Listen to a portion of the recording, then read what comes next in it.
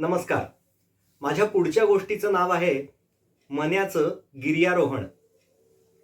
एकदा मन्या त्याच्या काही मित्रांबरोबर गिर्यारोहणासाठी गेला होता. गिर्यारोहण सुरू करण्यापूर्वी पायथ्यापाशी त्यांची आपसात चर्चा सुरू होती.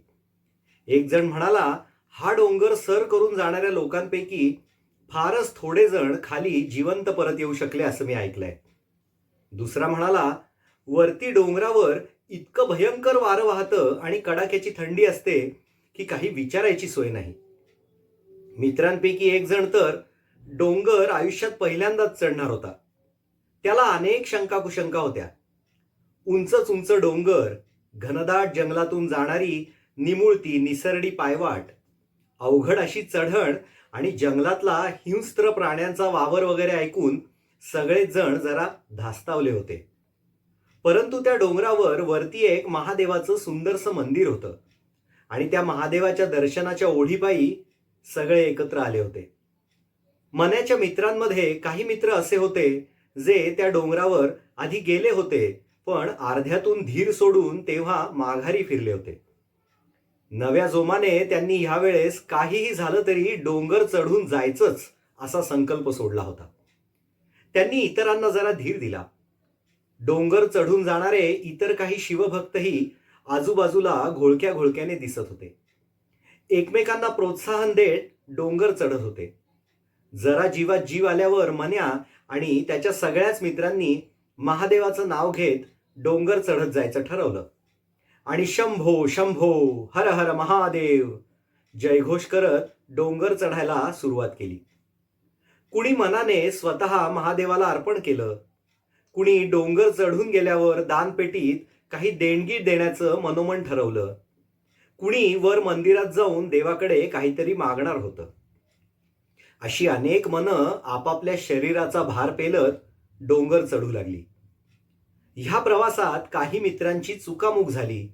काही एकमेकांना सोबत करत काही अंतर पुढे गेले. काही जणांची वाटेत इतर शिवभक्तांची मैत्री झाली. हळूहळू रानवाटा फसव्या होत गेल्या. अनेक जण ह्या रानवाटांमध्ये पांगले. मन्याही शेवटी एकटाच उरला. बरोबर आलेल्या मित्रांपैकी कोण मागे राहिलंय, कोण पुढे गेलंय कळेनासं झालं. कुणी आजूबाजूला दिसत नसलं तरी अधूनमधून आजूबाजूच्या रानातून शंभो शंभो अशा हाळ्या कानावर पडत होत्या. हाच काय तो आधार. प्रत्येक जण धीर एकवटून डोंगर माथ्यावर नजर ठेवत एकला चालो रे म्हणत डोंगर चढत राहिला. डोंगर चढण्यापूर्वी मन्याला, जीवावर उदार होऊन काही करू नकोस, दमलास की थोडा वेळ मध्ये थांबत जा, काहीतरी खाऊन घे, पाणी पी, असले सल्ले देणारी अनेक मंडळी भेटली होती.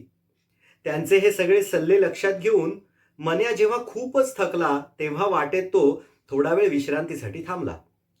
2-5 मिनिटं होत नाही तेवढ्यात मन्याच्या मागून एक माणूस डोंगर चढत आला आणि मन्याला विश्रांती घेत बसलेला पाहून म्हणाला, तरुण पोरं तुम्ही, भरभर चढायचं, असं वाटेत थांबायचं नाही, सलग न थांबता डोंगर चढता यायला हवा. त्याच्या मागून अजून एक जण आला. तो मन्याला म्हणाला, ही विश्रांती घ्यायची काही योग्य जागा नाही. जंगली प्राण्यांच्या येण्या जाण्याच्या वाटा असतात. घटकाभर बूट टेकायला लोकांनी दगड शोधून त्यावर खुणा करून ठेवलेल्या असतात. त्या पाहून विश्रांती घ्यायला बसावं. आराम कुठे आणि किती वेळ करायचा हे ठरवून मग डोंगर चढतो आम्ही. शरीर थकलं म्हणून तुझ्यासारखं लगेच बसत नाही, असा टोमणा मारायलाही तो माणूस विसरला नाही. त्यानंतर अजून एक जण आला आणि तो म्हणाला, दादा खूप दमला असाल तर इथूनच हात जोडा आणि परत फिरा. शेवटी काय, देव सगळीकडेच आहे, डोंगर चढायलाच हवा असं थोडंच आहे. असे वेगवेगळे सल्ले देत अनेक जण मन्याला मागे टाकत डोंगर चढत पुढे निघून गेले. काही जणांना वाटलं मन्या आता इथेच थांबणार आणि माघारी फिरणार. काही जणांना वाटलं मन्या त्याच्यासारख्या एखाद्या तरुण पोराने हे असं विश्रांती घेणं योग्यच नव्हे. काही जणांना मन्याची विश्रांतीची जागा आणि वेळ चुकीची वाटली. कुणाला मन्याने विश्रांती जरा जास्तच वेळ घेतली असं वाटलं. कुणाला मन्याने एवढं पाणी प्यायला नको होतं, 4 ऐवजी मन्याने 2च घास खायला हवे होते असं वाटलं. कुणाला मन्याने स्वतः बरोबर आणलेली न्याहारीच योग्य नाही असं वाटलं. कुणी भाजी भाकर घेऊन यायला हवी होतीस असा सल्ला दिला, तर कुणी प्रोटीन पावडर वगैरे आणायचाही सल्ला दिला. काही जणांच्या मते मन्याने शूज घालायला हवे होते. काही जण मन्याने अनवाणीत चालायला हवे होते असं म्हणाले. काही जणांनी निदान एकतरी काठी मन्याने आधाराला घ्यायला हवी होती असा सल्ला दिला. एकूण काय तर डोंगर चढण्यापूर्वी आणि डोंगर चढत असताना जीवावर उदार होऊन डोंगर चढू नकोस या सल्ल्यापासून ते अगदी जीव गेला तरी बेहत्तर पण वरच्या महादेवाचं दर्शन घेतल्याशिवाय माघारी फिरायचं नाही पर्यंत सगळे सल्ले मन्याला आतापर्यंत मिळाले होते. एकूण काय तर महादेवाच्या दर्शनापूर्वी मन्याला मानवी मनाच्या अनेक कंगोऱ्यांचं दर्शन घडलं होतं. मन्या क्षणभर विश्रांती घेऊन उठला. मनातल्या मनात हसला आणि एका वेगळ्याच आत्मविश्वासाने पुन्हा डोंगर चढू लागला. गरज वाटेल तेव्हा मन्या विश्रांती करता आता निश्चिंतपणे थांबू लागला. गरजेच्या वेळी मन्याच्या हाती रानातल्या कुठल्याशा झाडाची मोडलेली फांदी काठी म्हणून आली. कुणाच्या तरी खाली पडून हरवलेल्या जुन्या पण कामचलाऊ चपला थोडा वेळ कामी आल्या.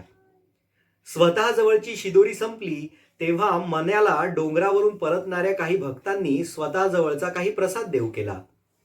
ह्या ना त्या प्रकारे मन्याची गरज भागत गेली. मन्याने महादेवाचं नाव घेणं सोडलं नाही आणि तो डोंगर चढतच राहिला. शेवटी मन्या आणि त्याचे सगळेच मित्र डोंगर माथ्यावर आगेमागे होत का होईना पुन्हा एकत्र भेटले. सगळ्यांनीच डोळे भरून भक्तिभावाने महादेवाचं दर्शन घेतलं. 4 घटका थांबून जरा ताजतवानं होऊन सगळे समाधानाने परतीच्या प्रवासाला लागले. मन्या मात्र नेहमीप्रमाणेच एक नवीन प्रश्न महादेवाकडून प्रसाद म्हणून घेऊन आला होता आणि त्या प्रश्नाचं उत्तर शोधत तो गंभीर चेहऱ्याने डोंगर उतरत होता. थोड्या थोड्या वेळानं थकणारं आपलं हे शरीर आणि मन घेऊन नक्की कोण महादेवाच्या दर्शनाला अजिबात न थकता न थांबता जाऊन आलं हेच मन्याला कळेना. जे दर्शनासाठी आसुसलं होतं ते बहुधा आपलं थकणारं शरीरही नसावं आणि मनही नसावं असा तात्पुरता निष्कर्ष काढून मन्या आत्ममग्न होत झोपी गेला. धन्यवाद.